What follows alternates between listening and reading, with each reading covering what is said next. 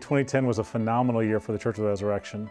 It was a year when we continued to grow in mission and ministry. We saw God's hand at work in virtually every area of ministry. It's been an exciting and very fast 6 months. There's been a lot happening in Blue Springs. I would say it's been an exciting year. 2010 has been a great year for Resurrection Online. We've seen a lot of growth. 2010 has been an awesome year to be a part of Resurrection West. God has been doing really cool things in our community, and it's just been neat to get to be a part of it. When we started 2010, we didn't know what was going to happen in Haiti, and the response, sending 15 teams there, taking an emergency offering the week afterwards and raising $500,000, and then following up on the Easter offering. You see the response of the church and how Church of Resurrection has been just a part of what God is doing in Haiti. And it shows you really what the capacity of this congregation is. Not just what we're willing to do with our hands, but where our hearts are being stretched. We started our first worship on August the 8th. Adam came out and preached a very powerful sermon about Paul and the vision of the man calling from Macedonia. And it was a very exciting time. I mean, it was palpable, the excitement you could feel in the air. Brian was visiting our church for a while, hadn't been in church for a long time. And Brian was a 4th grade teacher, and so he started singing to the point where he couldn't help contain himself in his class. And so he was singing in his class, and one of his students heard him and found out that Brian goes to church, and so he started asking questions about our church, and Brian told him how hot it was. And this 4th grader was convicted so much so that he had his whole class cut out fans. And on their fans, they wrote messages of blessing to all of our congregation. And the way that impacted our congregation was unbelievable. It was amazing. We've started tutoring and getting involved in their lives in the way that they got involved in ours. And all of that happened because we were worshiping. This last spring, we did our very first capital campaign and raised $3.8 million towards land purchase and building construction. And so on 10/10/10, on October 10th, we broke ground on that property. There were over 500 people that gathered outside for a picnic and to sing songs and to thank God for this new step in our congregation. And then we dug shovels into the dirt and turned over the ground. And not long after that, the big machine showed up and the construction company came and started doing their big work too. So that's moving along, and we will move in a year, just under a year. $10.7 million pledged to our capital campaign, and that will make a significant difference in terms of what happens now in our next decade of ministry. In our first year as a campus, as a worshiping community in downtown Kansas City, we were made up of people who had never been taught or been told what does it mean to give.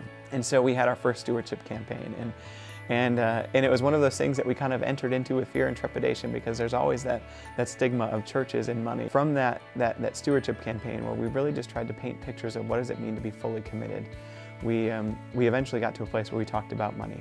We had 67 households that are now giving in proportion to their income. They understand what does it mean to live sacrificially and to be good stewards of all that you've been given. One of the highlights for me in 2010 was Christmas Eve. To see more people than we had ever imagined would be here this year. Far more than any prior year. The Christmas Eve offering, $680,000, $340,000 going to Malawi.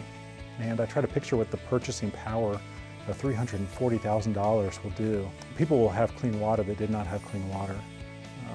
I imagine kids will live that would have maybe otherwise not made it because of the lack of clean water. A woman named Diane, who's from Atwater, Ohio.